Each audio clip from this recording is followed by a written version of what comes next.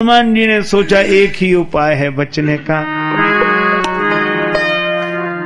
अति लघु रूप पवन सुत लेना, अति लघु रूप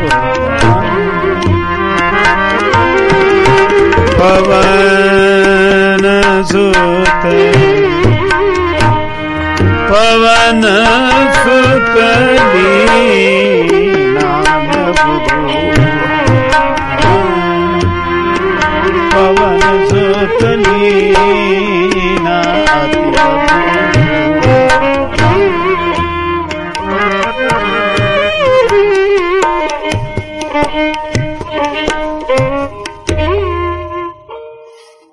हनुमान जी अत्यंत छोटे बन गए और इतने छोटे बने कि सुरसा को दिखे ही नहीं कि कहां हैं।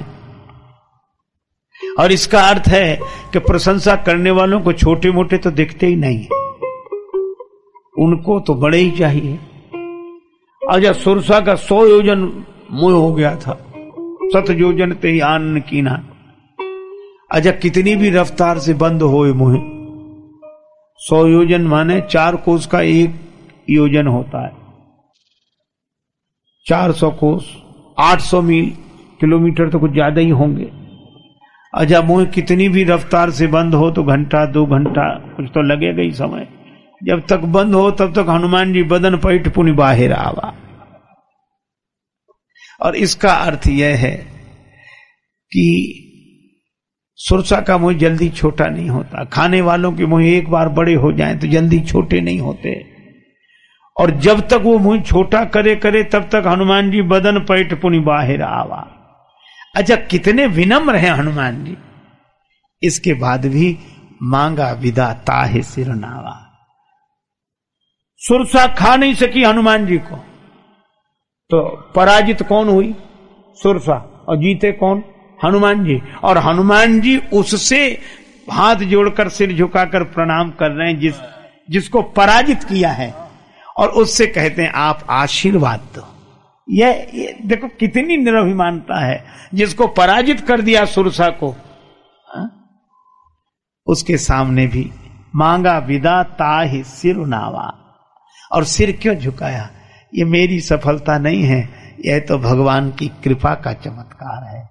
माता आप तो आशीर्वाद दो। सुरसा के आंसू आ गए। उसने कहा कि हारने वाला जीतने वाले से आशीर्वाद मांगता है, यह तो हमने सुना और देखा, लेकिन आज जीतने वाला हारने वाले से आशीर्वाद मांग रहा है। ऐसी नम्रता तो हनुमान जी में ही हो सकती है। सुरसा की आंख में आंसू थे। सुरसा ने कहा राम काज सब करियऊ, तुम बल बुद्धि निधान। आशीष दे गई सो हरस चले हनुमान।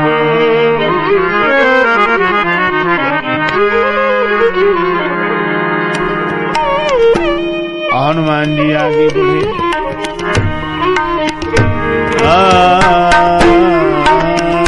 सिचरी सिंधु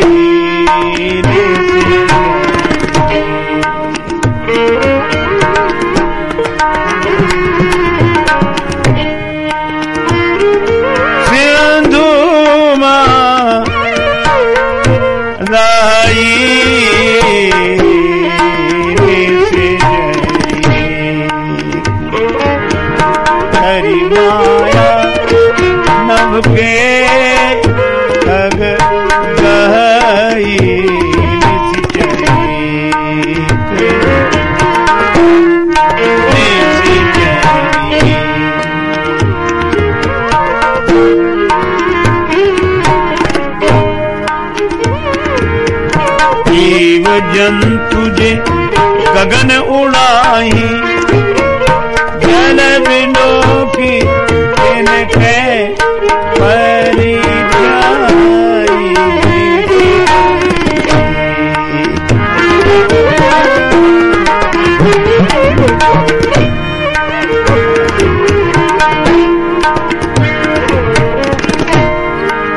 गई छा सक सोना उड़ाई,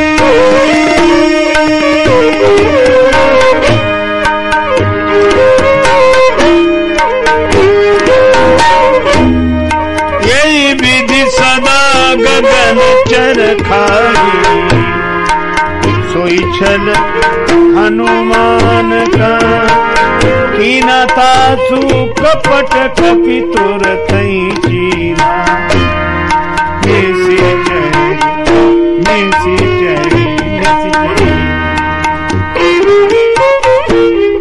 बड़ा सुंदर वर्णन है। गगन चर खाई और छाया नीचे,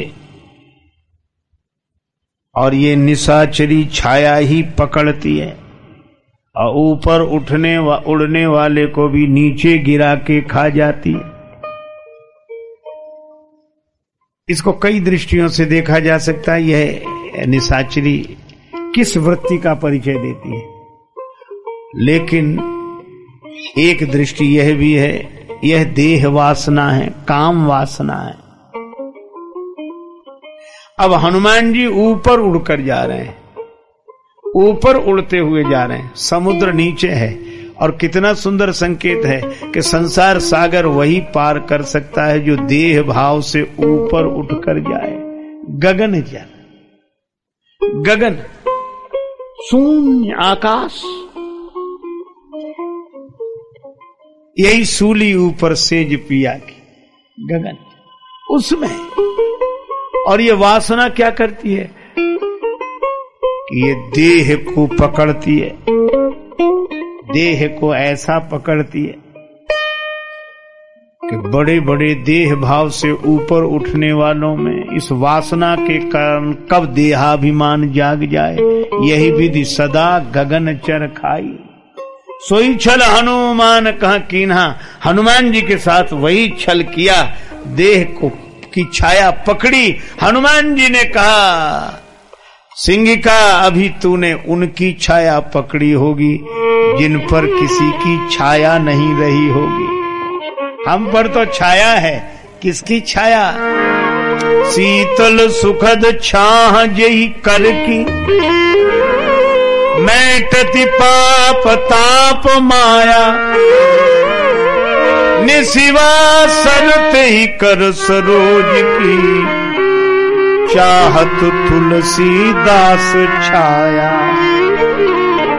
हमारे माथे पर भगवान के कर कमल की छाया है, परसा शीस सरोरुह पानी, कर मुद्रिका दीन जन जान। हनुमान जी बोले हम पर भगवान की बड़ी कृपा है। जब चले थे तो उन्होंने माथे पर हाथ रख दिया था और ये मानो भाव था कि मेरी कृपा तुम्हारे साथ है, लेकिन साथ साथ एक काम किया था, परसा शीस सरोरुह पानी और कर मुद्रिका दीन जन जानी। ये मुद्रिका साथ में ले जाओ, और मुद्रिका में लिखा है राम नाम। मैंने मुद्रिका रख ली मुख में, और कितना सुंदर संकेत है कि देह की छाया को पकड़कर ऊपर उठे हुए को नीचे गिराकर खा जाने वाली काम वासना से बचने के लिए यही एक उपाय है। क्या? भगवान की कृपा का आश्रय लेकर उस कृपा का अनुभव करते हुए मुख में राम नाम रखे रहें, तो ये वासना हमारा कुछ नहीं बिगाड़ सकेगी। यह हनुमत चरित्र का संदेश है। देखो, एक सज्जन आए, कहने लगे हमारा मन हमारा कहना नहीं मानता। आज आमतौर पर लोग यही शिकायत करते हैं, और बेचारे गलत भी नहीं कहते, सही कहते, नहीं मानता कहना तो। पर हम एक दिन सोचते रहे क्यों नहीं मानता, तो हमने उनको तो जैसे तैसे समझाया, फिर हम खुद सोचने लगे कि हमारा मानता है, तो पता लगा कि यहां भी ऐसी हालत है, नहीं मानता। तो क्यों नहीं मानता? अच्छा आप सोचो जरा, बड़ी सीधी सी बात है। मन तो आपका कहना नहीं मानता, पर तन आपका कहना मानता है। तन तो मानता है, चलो चल देता है, बैठ जाओ बैठ जाओ, खड़े हो जाओ खड़े हो गए, लेट जाओ लेट जाओ, जब टाइम हो गया उठो चलो चल दिया। जैसा कहो ये तन वैसे ही करता है जब तक आप सो नहीं जाते। तो तन कहना मानता है कि नहीं? ये तो सब, ये कोई इतनी कठिन बात तो है नहीं, और कठिन बात तो हमें आती भी नहीं है। ये शरीर तो सबका कहना मानता ही, ठीक है। अच्छा आप एक काम करो, भोजन बंद कर दो, न सवेरे का नाश्ता, न दोपहर का भोजन, न शाम का भोजन, एक 7-8 दिन, ज्यादा नहीं। 8वें दिन पूछो तन कहना मानता है? ऐसे कहो खड़े हो, अब खड़ा हो कैसे हो? और जैसे तैसे किसी ने खड़ा कर दिया, चलो चले, वो गिर जाएगा, चक्कर। अब कोई कहे पता नहीं क्या हो गया, हमारा तन हमारा कहना नहीं मानता। हफ्ते भर पहले तो मानता था, अब पता नहीं क्या हो गया। अरे क्या नहीं हो गया, सीधी सी बात है, तन को शक्ति मिलती है भोजन से, भोजन आपने बंद कर दिया। अब भोजन बंद कर दिया तो तन में शक्ति ही नहीं रही कि आपका कहना माने। वो बेचारा मानना भी चाहे तो नहीं मान सकता, उसकी तो खुराक टूट गई, उसे कुछ मिल नहीं रहा खाने को, है ना। तो आप कहोगे चल, और उसे आएगा चक्कर, आप कहेगा उठ, वो गिरेगा। अच्छा चाहे जहां गिर जाएगा, आप जहां चाहोगे कि न गिरे वहीं गिर जाएगा, क्योंकि उसमें शक्ति रही ही नहीं, और शक्ति मिलती है उसे भोजन से। अच्छा भोजन अगर शुरू कर दो तो तन फिर कहना मानने लगता है कि नहीं? मानने लगता है। वह मैं भी आपसे यही कहता हूं, ये मन कहना नहीं मान रहा है। क्यों? केवल इसलिए तन को शक्ति मिलती है भोजन से, और मन को शक्ति मिलती है भगवान के भजन से। भोजन छोड़ दोगे तो तन कहना नहीं मानेगा, और भजन छोड़ दोगे तो मन कहना नहीं मानेगा। अब भोजन कराते नहीं और कहते तन कहना मानता नहीं, भजन करते नहीं कहते मन कहना नहीं मानता। इसीलिए हमारे सब महापुरुषों ने कहा भगवान का नाम स्मरण करो, कम से कम इतना करो, कम से कम इतना नाम जप करो। इसीलिए भजन से मन को शक्ति मिलती है। तो मन की शिकायत बाद में, पहले तो भगवान का भजन स्मरण। और हनुमान जी का मन क्यों कहना मानता है? न सुरसा कुछ बिगाड़ सकी, न सोने का पहाड़ कुछ बिगाड़ सका, न सिंगिका कुछ बिगाड़ सकी। क्यों नहीं बिगाड़ सकी? हनुमान जी का मन सोना नहीं बिगाड़ सका, सोने का पहाड़ नहीं बिगाड़ सका हनुमान जी का मन, सिंगिका नहीं बिगाड़ सकी हनुमान जी का मन, सुरसा नहीं बिगाड़ सकी हनुमान जी का मन। क्यों नहीं बिगाड़ सकी? क्योंकि हनुमान जी प्रभु मुद्रिका मेली मुख माही, जलधि नाही गए अचरज नाही।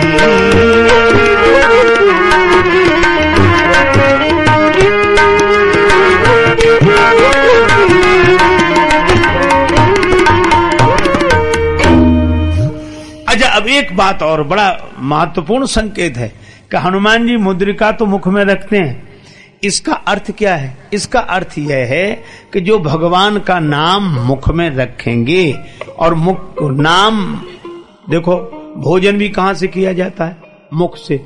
मुख से भोजन करते तो तन को शक्ति मिलती है, और मुख से जब भजन करते हैं तो मन को शक्ति मिलती है।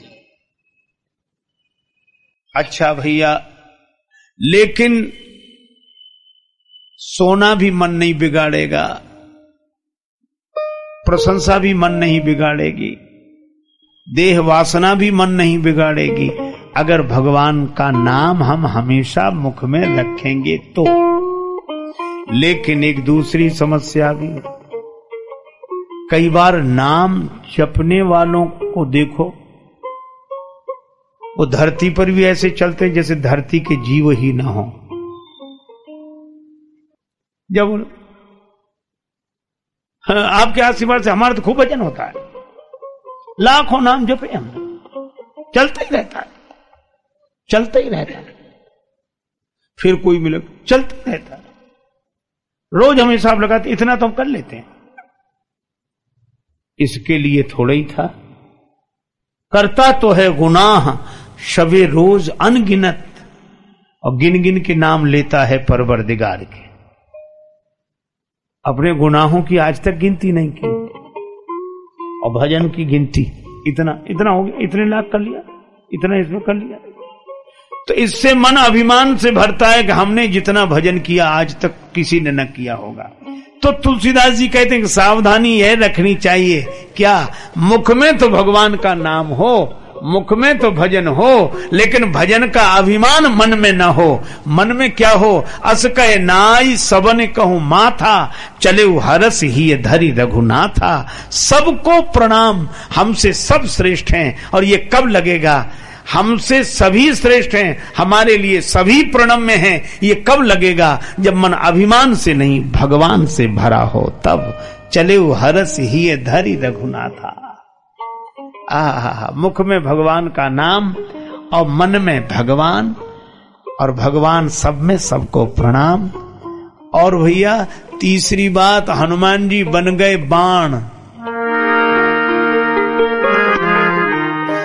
जिमि अमोघ रघुपति कर बाना, जिमि अमोघ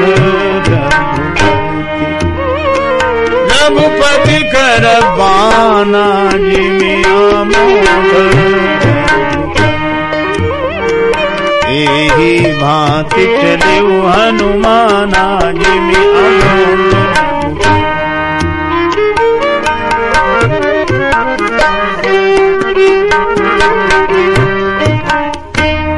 हनुमान जी राम जी के बाण बन गए। और बाण बन जाने का क्या अर्थ है, का बाण बन जाने का एक ही अर्थ है, क्या? अच्छा, आपने बाण तो चलते देखे होंगे, चलो ऐसे नहीं चलते देखे होंगे, पर रामायण सीरियल, महाभारत सीरियल, उसमें तो बाण चलते देखते ही। अच्छा, आपने बाण चलते देखे, बाण के पांव देखे? नहीं देखे। होते हो तब तो देखे हैं, पांव होते ही नहीं। बाण ही ऐसा बिनु पग चलई, बिना पांव के चलता है। ऐसे तो कई चीजें बिना पांव की चलती हैं, कई चीजें। जिसके घर जाओ वही स्वागत में पूछता है क्या चलेगा।